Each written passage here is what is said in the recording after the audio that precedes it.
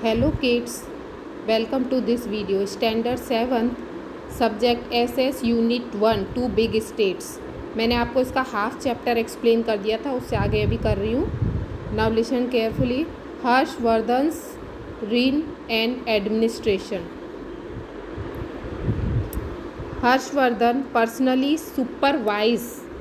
supervised the administration of his state by traveling extensively to different part of his empire. जो हर्षवर्धन थे वो अपने empire का जो पूरा काम था, राज्य का एडमिनिस्ट्रेशन वर्क था, वो खुद ही देखते थे. और उसको देखने के लिए वो क्या करते थे, अपने राज्य के अलग अलग भागों में जाते रहते थे, घूमते रहते थे.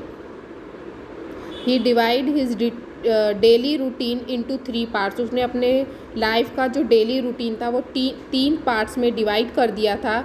The first was for administrative purpose, while the other 2 parts were devoted to public welfare and religious activities. उन्होंने अपने दिन का जो पूरा भाग था वो 3 पार्ट में डिवाइड कर दिया था. अपना पूरा डे वो थोड़ी देर तो एडमिनिस्ट्रेटिव पर्पस, जो राज्य के काम काज थे उनको देखते थे, और फिर वो पब्लिक वेलफेयर, लोगों की भलाई के काम करते थे, जैसे कुआं बनाना है, ये सब काम, मंदिर बनवाने, एंड रिलीजियस एक्टिविटीज़. और थर्ड पार्ट उन्होंने रिलीजियस एक्टिविटी, धार्मिक कामों के लिए बांट दिया था, जैसे पूजा पाठ और ये सब होता है ना वो.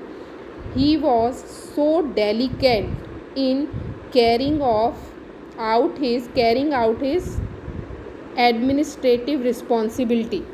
वो बहुत ज़्यादा डेलिकेट थे अपनी एडमिनिस्ट्रेटिव रिस्पॉन्सिबिलिटी को लेकर. एडमिनिस्ट्रेटिव रिस्पॉन्सिबिलिटियाँ जो थी उनको लेकर वो he even forgot to have his meal. वो अपने काम में इतना खो जाते थे, एडमिनिस्ट्रेशन वर्क में, अपने प्रशासन का काम देखने में, कि वो खाना खाना भी भूल जाते थे. Now next imprints left by Harshvardhan. Harshvardhan ने क्या इम्प्रिंट्स छोड़े?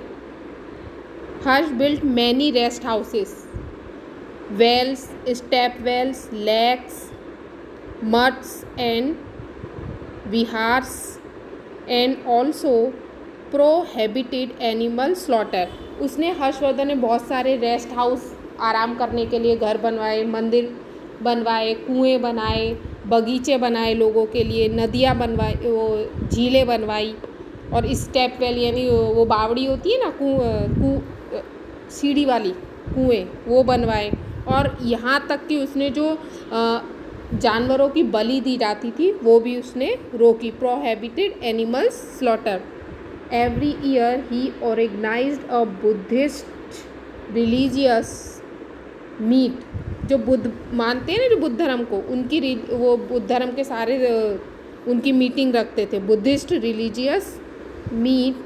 And every 5 years he would organize a huge religious congregation at Prayag. और प्रयाग में वो बहुत बड़ी, हर 5 साल में, every 5 years he would organize the huge religious congregation at Prayag में वो बहुत बड़ी धार्मिक, जैसे मीटिंग कह लो या धार्मिक मेला कह लो, हर 5 साल में वो लगाते थे. There he would donate generously till his entire treasury was emptied, and would even give away the ornaments he would be wearing at that time. और उस टाइम वो क्या करते थे, धार्मिक मेले में अपना जो पूरा खजाना था उसको खोल देते थे, एक तरह से पूरा खजाना खाली कर देते. यहाँ तक कि भी वो जो गहने उन्होंने पहने हुए थे वो उनको भी दान कर देते थे. The great Sanskrit poet and writer बान भट्ट. ये जो संस्कृत के बहुत बड़े पोएट थे, कवि थे और लेखक थे, उनका नाम था Baan Bhatt. Adorn his court, his famous works Harshacharitra and Kadambari are famous even today. उन्होंने, ये जो पोएट थे, उनके 2 जो काव्य हैं वो आज भी, हर्षचरित एंड कामभट्ट, आज भी बहुत ज़्यादा फेमस है, जो उन्होंने लिखे थे बान भट्ट ने. He come to know about many important aspects of King Harshvardhana's reign from Harshcharitra. King और उन्होंने जो हर्षचरित लिखा था उसमें हमें हर्षवर्धन के चरित्र के बारे में, उनके रीज़न के बारे में बहुत कुछ पता चलता है। King Harsh himself was a writer, जो किंग हर्षवर्धन थे वो खुद भी राइटर थे। एंड रोट 3 प्लेज, उन्होंने 3 नाटक लिखे थे, नागंद, रत्नावली एंड प्रियदर्शिका। उन्होंने ये 3 नाटक लिखे थे, नागंद, रत्नावली एंड प्रियदर्शिका।